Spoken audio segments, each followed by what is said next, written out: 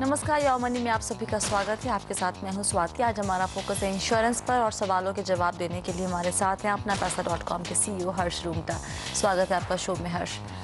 शुरू करते हैं दर्शकों के सवाल जवाब का सिलसिला। राजेश परमार हमारे साथ जुड़ रहे हैं अहमदाबाद से। राजेश नमस्कार, क्या सवाल है आपका? मैडम मेरा ये सवाल है। गुड इवनिंग मैडम, मैं राजेश पर। मैडम मेरा ये सवाल है कि मेरे पास Kotak life insurance future protect plan है जी। दूसरा प्लान है Max New York life premium unit जी। तीसरा प्लान में है Reliance life insurance market return. अच्छा। रिलायंस में मैं 12,000 पर ईयर में पेड करता हूँ। कोटक में मैं 15,000 पर ईयर। अच्छा। और मैक्स में मैं 20,000 पर ईयर में पेड करता हूँ। बहुत बढ़िया। ये बताइए राजेश कि आपने ये तीनों प्लान किस लिए लिया था? मैडम ये 5 ईयर से चल रहा है मैडम। हाँ, मतलब ये जब आपने लिया था तो क्या सोच के लिया था? मैडम मैक्स न्यूयॉर्क लाइफ जो है मैंने ये समझ के मतलब एजेंट ने बताया था कि ये जो प्लान है आप चाइल्ड प्लान में मतलब चाइल्ड 18 ईयर जब हो जाएंगे तुम्हारे चाइल्ड। ये बेसिकली आपको चाइल्ड प्लान कह के बेचा गया है, राइट मैडम? जी। और ये कोटक वाला जो प्लान है, Kotak head start future protect, वो प्लान वो जो है मतलब वो लॉन्ग टर्म प्लान करके उसने कंसीडर किया था कि आपको अच्छा सा रिटर्न मिलेगा उसमें। बहुत बढ़िया। ओके, जो तीनों प्लान हैं इनसे जब हमने नाम पूछा था पहले भी तो निकल गया कि तीनों यूलिप है। तीसरा वाला चाइल्ड प्लान है, दूसरा वाला इनफैक्ट एक नॉर्मल यूलिप है, वो चाइल्ड प्लान नहीं है, जबकि उल्टा बोल के बेचा गया है। चाइल्ड प्लान के फीचर्स ठीक ठाक हैं, लेकिन जो बाकी दो प्लान है मुझे नहीं पता क्योंकि इसको कंटिन्यू करना चाहिए या फिर नहीं। आप क्या सलाह देंगे? कोई भी एक जनरल सलाह तो यही है जो हमेशा से कहते आए हैं कि अपना इंश्योरेंस अलग रखिए, इन्वेस्टमेंट अलग रखिए। जी। खैर अब इन पे तो लागू नहीं होता क्योंकि ये तो ऑलरेडी ले चुके हैं और तीनों प्लान में 5 से 6 साल हो चुके हैं। चूंकि स्पेसिफिक नेम नहीं थे इसलिए स्पेसिफिक एडवाइस नहीं देंगे, लेकिन ब्रॉडली राजेश जी 3 चीजें आपको देखनी है कि जो चार्जेस अब आगे लगेंगे आपको, अब अगर आप आगे कंटिन्यू करते हैं तो उस पर पॉलिसी एडमिनिस्ट्रेशन चार्ज लगता है, पॉलिसी एलोकेशन चार्ज लगता है, वो कितना है। अगर इसको सरेंडर करते हैं तो सरेंडर चार्ज कितना है। ये 2 चार्जेस हो गए। तीसरा, जो भी पैसा फंड में गया है उसका परफॉर्मेंस क्या है विज़ सिमिलर टाइप के जो फंड्स म्यूचुअल फंड में है, या फिर उस फंड ने अपना एक बेंचमार्क डिस्क्लोज किया होगा निफ्टी का या जो भी उसका बेंचमार्क होगा, उस बेंचमार्क के मुतालिक वो कितना उसका परफॉर्मेंस है, चाहे 1 साल का देखें चाहे 3 साल का देखें। अगर वो परफॉर्मेंस ठीक ठाक है और चार्जेस लो है तो कंटिन्यू करना चाहिए, वरना अगर चार्जेस हाई हैं और परफॉर्मेंस ठीक ठाक है या बुरा है तो आपको सरेंडर कर देना चाहिए। ध्यान ये रहे कि इंश्योरेंस की नीड्स आप प्लीज फुलफिल करिए पूरी अपनी, और जहां तक इन्वेस्टमेंट का सवाल है इसको आप बेटर कोई इन्वेस्टमेंट ऑप्शन में लगा सकते हैं। राजेश, आपके पास पॉलिसी के डॉक्यूमेंट्स होंगे आपके घर पे, राइट? Yes madam. तो एक बार जरा वापस जाके पढ़िए उसे, सरेंडर चार्जेस क्या क्या है, और ये बताइए कि आपको पॉलिसी की जो प्रीमियम है वो पे करने में कोई दिक्कत तो नहीं है? आप कंफर्टेबली पे कर रहे हैं? बिल्कुल मैडम, मैं उसको कंटिन्यू करने में भी प्रॉब्लम नहीं है, लेकिन आप मुझे ये गाइड करें कि इसको कंटिन्यू करना चाहिए कि नहीं करना चाहिए। मेरा ये क्वेश्चन था ओनली। देखिए, क्योंकि आपने नाम जो है वो ईमेल में नहीं लिखा था पॉलिसी का, इसलिए उस पर डिटेल जानकारी आपको सलाह इनफैक्ट हम नहीं दे पाएंगे। एक बार आपका फंड वैल्यू क्या है सभी प्लान में वो चेक कर लीजिए। अगर वो फंड वैल्यू जितना आपने अभी तक प्रीमियम दिया है उससे ज्यादा है तो आप, मुझे लगता है कि अगर अच्छा परफॉर्म कर रहा है not really, I think fund value से रेलेवेंस नहीं है कि फंड का आपको डेटा मिलता है कि फंड का परफॉर्मेंस क्या रहा है, कितना परसेंटेज 1 साल में रिटर्न दिया है, 3 साल में दिया है, और उन्होंने बेंचमार्क क्या रखा था। उस बेंचमार्क के कंपैरिजन में अगर फंड का परफॉर्मेंस ठीक है तो वो एक पॉजिटिव फैक्टर है। अच्छा। लेकिन इन मोस्ट केसेस हमने देखा है कि वो इतना अच्छा परफॉर्मेंस नहीं होता है। तो अगर वो ही परफॉर्मेंस अच्छा नहीं है तो आगे कंटिन्यू करने में कुछ फायदा है ही नहीं। अगला सवाल लेते हैं। भानु भटनागर हमारे साथ फोन लाइन पर जुड़ रहे हैं। भानु नमस्कार, क्या सवाल है आपका? Good evening madam. Good evening. Program this is really helping us. बहुत बहुत शुक्रिया भानु।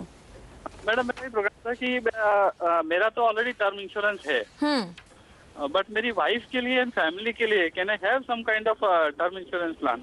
ओके, आपने टर्म प्लान क्यों लिया है भानु, क्या सोच के? मैडम मेरा हाउसिंग लोन है, इट्स अराउंड ऑलमोस्ट 32 लाख का, और मैंने 50 लाख का टर्म इंश्योरेंस लिया हुआ है कोटक महिंद्रा तो का। आपने ये सोच के लिया कि कल को अगर आपको कुछ हो जाता है तो आपके परिवार के ऊपर कोई भार ना पड़े उस हाउसिंग लोन को चुकाने में। डेफिनेटली मैम, आपका प्रोग्राम देख के ही मेरे को सीख मिली थी, दैट्स व्हाई ओनली। चलिए एक सीख हम आज आपको और देते हैं। आपकी वाइफ काम करती है क्या, वर्किंग है? She is housewife. Okay, housewife है और बच्चे, तो टर्म प्लान का मतलब उनके लिए नहीं बनता। एक्चुअली भानु जी, आपको एक चीज, जहाँ तक आपकी वाइफ और बच्चों का सवाल है, इंसान को कोई रिप्लेस नहीं कर सकता, लेकिन जो इंश्योरेंस है वो उसकी इकोनॉमिक वैल्यू को रिप्लेस करने की कोशिश कर सकता है। तो नॉर्मली हम कभी भी हाउसवाइफ के लिए या बच्चों के लिए टर्म प्लान क्या लाइफ इंश्योरेंस ही रिकमेंड नहीं करेंगे, क्योंकि अर्निंग नहीं है। लेकिन भानु जी, आप अपनी इंश्योरेंस प्लीज देखिए, क्योंकि अगर 32 लाख का आपका लोन है, आपकी इनकम कितनी है भानु जी? It's 25 lakh per annum. सो अगर आपकी 25 लाख की इनकम है और बहुत बड़े असेट्स अगर नहीं है, तो आपकी खुद की रिक्वायरमेंट मेरे ख्याल से 2.5 करोड़ की है, न कि 50 लाख जो आपने ले रखी है। तो आप उस पर प्लीज़ ध्यान दीजिए कि खुद की इंश्योरेंस इतनी हो कि खुदा न खास्ता अगर आपको कुछ हो जाता है तो आपके परिवार का जो रहने का जो शैली है, जो रहने की स्टाइल है, वो बिल्कुल भी चेंज ना हो। उस चीज़ पे आप ध्यान दीजिए। लाइफ इंश्योरेंस आपके परिवार वालों को नहीं चाहिए। हाँ, हेल्थ इंश्योरेंस आपको अपने लिए, अपनी फैमिली के लिए, अपने बच्चे के लिए, सभी के लिए लेनी होगी। भानु जी, क्लियर हो गया डाउट? जी जी मैडम, बिल्कुल। तो खुद के लिए थोड़ा ज़्यादा बड़ा कवर लीजिए और अपनी वाइफ और बच्चों के लिए टर्म प्लान लेने की ज़रूरत नहीं है, उनके लिए आप हेल्थ इंश्योरेंस ले सकते हैं। वक्त है एक ब्रेक का, लेकिन अगर आपके पास भी इन्वेस्टमेंट से जुड़ा कोई भी सवाल है तो आप हमें भेज सकते हैं mfactmoneycontrol.com पर। जब भी आप हमें सवाल भेजते हैं तो अपना नाम, शहर का नाम और कॉन्टैक्ट नंबर ज़रूर लिखिए। आप चाहे तो फेसबुक पे भी योर मनी को फॉलो कर सकते हैं। आपको विजिट करना है facebook.com/आवाज़-योर-मनी। यहाँ पर सवाल पोस्ट करने के साथ साथ आप योर मनी के पुराने एपिसोड भी देख सकते हैं।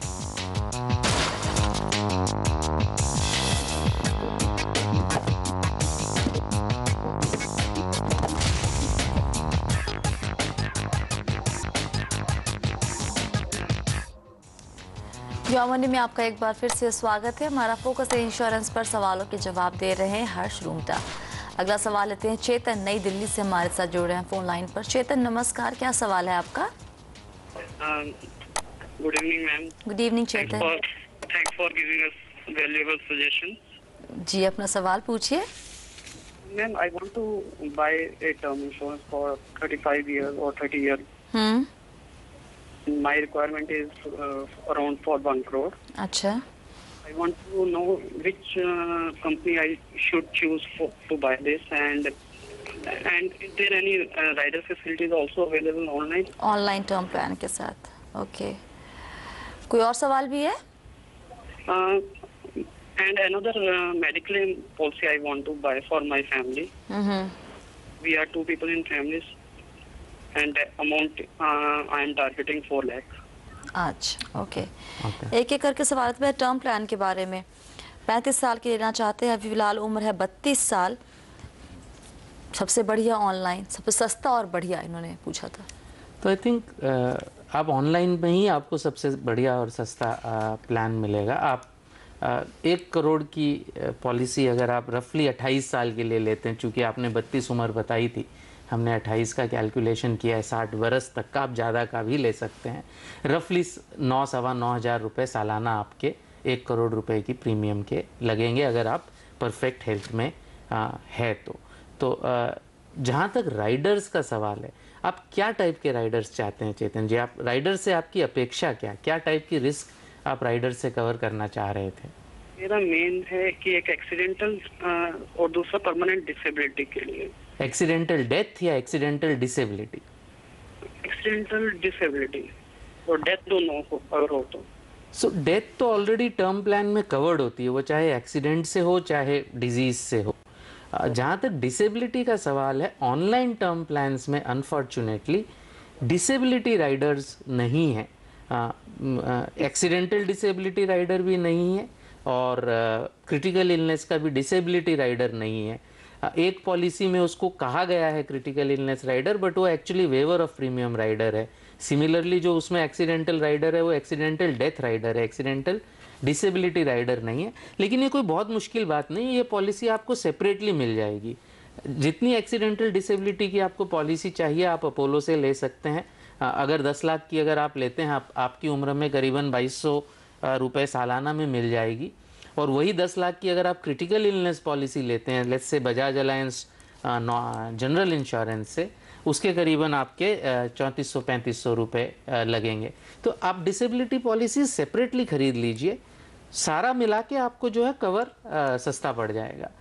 ये आप कर सकते हैं। दूसरा सवाल चेतन जी आपने हेल्थ इंश्योरेंस का किया था। अगेन इस प्रोग्राम के जरिए से मैं कई बार पहले भी कह चुका हूँ कि आप इंडिविजुअल पॉलिसी लेंगे तो ज़्यादा आपके लिए अच्छा रहेगा। तो 4 लाख की एक फैमिली कवर लेने के बजाय मेरी एडवाइस ये होगी कि आप 3-3 लाख की इंडिविजुअल पॉलिसीज़ लें और 5 लाख इंडिविजुअली टॉपअप लें, यानी 3 लाख इंडिविजुअल आपके लिए और अपनी वाइफ के लिए और 5 लाख टॉपअप। आप अपोलो की पॉलिसीज़ ले सकते हैं। उसके जो भी प्रीमियम्स हैं आपको स्क्रीन पे दिख रहे होंगे। अपोलो में सिर्फ एक चीज़ ध्यान रखिएगा कि अगर आप भारत के बाहर निवास करना शुरू कर देते हैं या आपकी पत्नी भारत के बाहर निवास करना शुरू कर देगी तो वो पॉलिसी खारिज हो जाएगी और सारे कंटिन्यूटी बेनिफिट्स लॉस्ट हो जाएंगे। चलिए अगला सवाल लेते हैं। अविक चौधरी हमारे साथ जुड़ रहे हैं फोन लाइन पर। अविक नमस्कार, क्या सवाल है आपका? नमस्कार। मैं एक्चुअली जानना चाह रहा था कि मैं अपने के लिए हेल्थ इंश्योरेंस पॉलिसी लेना चाह रहा था। तो मुझे जानना था कि मतलब कैसे मेरे पापा के करीब 60 और मेरे मम्मी की उम्र कुछ 53। अच्छा, ओके। तो मैं एक्चुअली जानना चाह रहा था कि कैसे health insurance policy with any rider कुछ उनके उन लोगों के लिए अच्छा रहेंगे। आपके पिताजी को कोई बीमारी भी है पहले से, कुछ प्रॉब्लम है हेल्थ से जुड़ी? मेरे पापा को थोड़ा high BP, cholesterol and uric acid है। ओके, चलिए तो ऐसे में यूरिक एसिड, कोलेस्ट्रॉल ये थोड़ा हाई साइड में है और मेरे मम्मी को उतना कुछ अभी तक तो कुछ प्रॉब्लम कुछ मेजर कुछ ऐसा नहीं है। चलिए तो अभी के पेरेंट्स के लिए किस तरह की हेल्थ इंश्योरेंस पॉलिसी ठीक रहेगी और किस तरह का प्रीमियम उनको पे करना पड़ेगा बताएंगे छोटे से ब्रेक के बाद। आप बने रहिए योर मनी के साथ।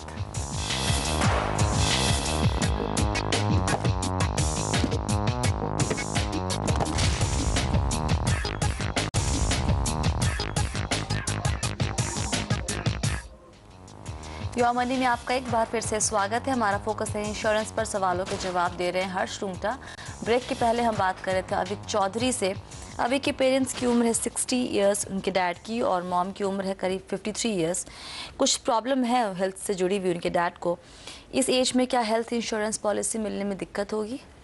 थोड़ी दिक्कत तो होगी, लेकिन जो भी करें अविक आपसे एक रिक्वेस्ट है कि जिस भी इंश्योरेंस कंपनी से आप लें कंप्लीट डिस्क्लोजर कर ही लेना, क्योंकि कंप्लीट डिस्क्लोजर होकर मना भी हो जाती है। That is better than having a policy जिसमें आपने कंप्लीट डिस्क्लोजर नहीं किया हो, क्योंकि क्लेम के समय आपको दिक्कत आनी ही आनी है। तो प्लीज़ कंप्लीट डिस्क्लोजर करके करिएगा। जहाँ तक आपके पिताजी का सवाल है, आप मैक्स बूपा में ट्राई कर सकते हैं, अपोलो में ट्राई कर सकते हैं। दिक्कत आ सकती है क्योंकि उनकी एग्जिस्टिंग जो सिचुएशन है उसमें शायद थोड़ी दिक्कत आ सकती है। अगर 3 लाख की पॉलिसी मैक्स बूपा की अगर हम अज्यूम करते हैं, उनका जो हाईएस्ट जोन है, तो उसमें करीबन कॉस्ट आपको 19,000 रुपये आएगा। उसमें आप ध्यान रखिएगा कि 65 साल की उम्र के बाद उसमें 20% कोपे है, यानी अगर 100 रुपये का एलिजिबल खर्चा होगा तो 20 आपको 65 की उम्र के बाद 20 आपको अपनी जेब से देना होगा, 80% इंश्योरेंस कंपनी देगी। जहाँ तक आपकी मम्मी का सवाल है, चूँकि उनकी हेल्थ एकदम ठीक है, आप अपोलो में ट्राई कर सकते हैं। 3 लाख की, जैसे हमने पहले सवाल के जवाब में कहा, 3 लाख का बेसिक पॉलिसी, 5 लाख का टॉपअप, रफली 11,000 का आपको कॉस्ट पड़ेगा। और वही चीज़ आपको ध्यान रखनी है कि अगर आपकी माताजी भारत के बाहर रहने लग जाएंगी तो ये पॉलिसी उनके लिए खारिज हो जाएंगी और कंटिन्यूटी बेनिफिट्स लूज हो जाएंगे। अभी क्या आप हैं हमारे साथ? हाँ हाँ अभी का आपका कोई एक ICICI प्रू के पॉलिसी के बारे में भी कोई सवाल था? हाँ हाँ राइट। मेरा वो दूसरा सवाल था कि मेरे नाम पे एक ULIP policy ICICI prudential state life stage assure नाम का एक यूलिप पॉलिसी मेंटेन करता हूँ, जो मैं लास्ट 3 साल से प्रीमियम पे करता हूँ, साल में 12,000 रुपए। अच्छा ओके। और इसका कुछ कवरेज है sum assured of 1.5 lakh only, और मैं साल में 12,000 प्रीमियम पे करता हूँ, मुझे जो 5 साल तक पे करना पड़ेगा। अच्छा। लेकिन अभी जो करंट स्टेटस है मेरा पॉलिसी का, जो मतलब मेरा पहला प्रीमियम मतलब जो कि सम एश्योर्ड कुछ गारंटेड बेनिफिट के लिए दिया गया था, और मेरा दूसरा और तीसरे साल का प्रीमियम कुछ फंड में एलोकेट हो रहे हैं। अच्छा। तो अभी करंट जो स्टेटस में देख रहा हूँ कि मेरा जो फंड है वो funds are not performing well. अच्छा। तो मैं जानना चाह रहा था कि मेरा ये जब लिया था मैं, मेरा 3 साल का लॉक इन था, तो अभी मेरा 3 साल हो गया, this is my 4th year, और प्रीमियम पेइंग टर्म है 5 साल लेकिन, राइट? या premium paying term is 5 years. अच्छा, ओके। क्या सलाह देंगे आप हर्ष? हाँ, सो अविक जी आपने सही पहचाना है कि आप अगर सिर्फ फंड का परफॉर्मेंस देखें, कॉस्ट्स को भी छोड़ दें अगर आप, तो फंड का परफॉर्मेंस भी अगर 3 साल का देखें तो बेंचमार्क के मुकाबले कोई बहुत अच्छा परफॉर्मेंस नहीं है। 1 साल का परफॉर्मेंस इतना बुरा नहीं है, बट 3 साल का पॉइंट टू पॉइंट परफॉर्मेंस इतना अच्छा नहीं है। रहा सवाल चार्जेस का, काफ़ी हैवी चार्जेस है, 2% एलोकेशन चार्ज है, 60 रुपये इसकी 12,000 रुपये की प्रीमियम पर 60 रुपये का महीने का पॉलिसी एडमिनिस्ट्रेशन चार्ज है, यानी करीबन 8% तो आपके चार्जेस में चले जाते हैं। सरेंडर चार्जेस इसमें है नहीं, तो मेरे ख्याल से यू आर बेटर ऑफ कि जो नुकसान लग गया वो लग गया, अब आप इसको सरेंडर करके जहाँ भी इसको कोई अच्छे म्यूचुअल फंड में आप इन्वेस्ट कर दीजिए या PPF में इन्वेस्ट कर दीजिए, वो अपने असेट के हिसाब से आप डिसाइड करिए, और इंश्योरेंस आप लेकिन अपना जो भी नीड है उसको कम्प्लीटली फुलफिल करिएगा। जहाँ तक ये पॉलिसी का सवाल है, इसमें से निकल जाना ही ठीक रहेगा। चलिए अगला सवाल लेते हैं। राजीव गोस्वामी ने झारखंड से अपना सवाल ईमेल के जरिए भेजा है। उनकी उम्र 36 साल। राजीव से यहाँ पे शायद फोन लग गया उनका। राजीव नमस्कार, क्या सवाल है आपका? नमस्कार ma'am, how are you ma'am? बहुत बढ़िया, आप कैसे हैं Rajeev? Thank you ma'am, thanks for taking my question. Ma'am मेरा ये सवाल है कि मैंने LIC के कुछ पॉलिसीज लिए हुए हैं, और साथ में मैंने बिरला की भी पॉलिसीज लिए हुए हैं। बहुत सारी पॉलिसी है आपके पास? जी जी मैम। क्या ये पॉलिसीज मेरे फ्यूचर्स के लिए ठीक है? आपने ये वेल्थ क्रिएशन के लिए लिया था, आपने लिखा था कि 2026 में आपको 10 से 15 लाख की उम्मीद है और 2030 में 20 से 30 लाख रुपए। जी जी जी। तो इन्हीं पॉलिसी से आप इतनी रकम जोड़ना चाह रहे हैं? जी मैम। डिटेल्स आपके पास भी है हर्ष, बताइए। आई थिंक राजीव जी आप ड्रीम कस्टमर हैं। पॉइंट इज कि जैसे पहले भी कह चुके हैं, आपकी कई पॉलिसीज़ जो हैं वो ट्रेडिशनल पॉलिसीज़ हैं। ट्रेडिशनल पॉलिसीज़ में रिटर्न कभी भी आपको 5-5.5% से ज़्यादा नहीं मिल सकता, और इसमें नए हैं, मोस्ट ऑफ दी पॉलिसीज़ में आप नए हैं, तो शायद ईच इंडिविजुअल पॉलिसी का विश्लेषण करना होगा, लेकिन आपको शायद उन पॉलिसीज़ से निकलना हो, लॉस भी लगेगा लेकिन शायद निकलना पड़े, क्योंकि इवन लॉस लग के भी आपका रिटर्न बहुत पुअर ही रहेगा। जो भी यूलिप्स भी हैं उसकी अगर हम परफॉर्मेंस देखें तो सारी यूलिप्स जो आपने बताई हैं, अज्यूम कर रहा हूं मैं कि आपने इक्विटी में लगाए होंगे वो पैसे, इक्विटी फंड्स में, चाहे वो BSLI प्लेटिनम हो, चाहे LIC वेल्थ प्लस हो, चाहे ICICI स्मार्ट किड हो। तो अगेन उनके जो परफॉर्मेंस हैं रिलेटिव, जो उनका निफ्टी बेंचमार्क है उससे परफॉर्मेंस कोई खास अच्छा नहीं रहा है। तो अगेन चार्जेस देखने होंगे, बट मोटा मोटी मेरे ख्याल से जो ये सारा पोर्टफोलियो आपने क्रिएट किया है, ये आपकी इन्वेस्टमेंट हेल्थ के लिए अच्छा नहीं है। मेरी आपसे गुजारिश है, एक अच्छे फिनेंशियल प्लानर से आप कांटेक्ट करिए, कंप्लीट पूरी प्लानिंग करवाइए, और उसके बाद सही इंश्योरेंस लीजिए, सही इन्वेस्टमेंट करिए, ताकि दोनों गोल्स आपके फुलफिल हों, आपको समय पे अपना पैसा भी मिले और आपकी परिवार की जो है उसका सावधानी भी आप बरत पाएं। चलिए बहुत बहुत शुक्रिया हर्ष आज सभी सवालों के जवाब देने के लिए, और आज योर मनी में फिलहाल इतना ही। आप बने रहिए CHBC आवाज़ के साथ। नमस्कार।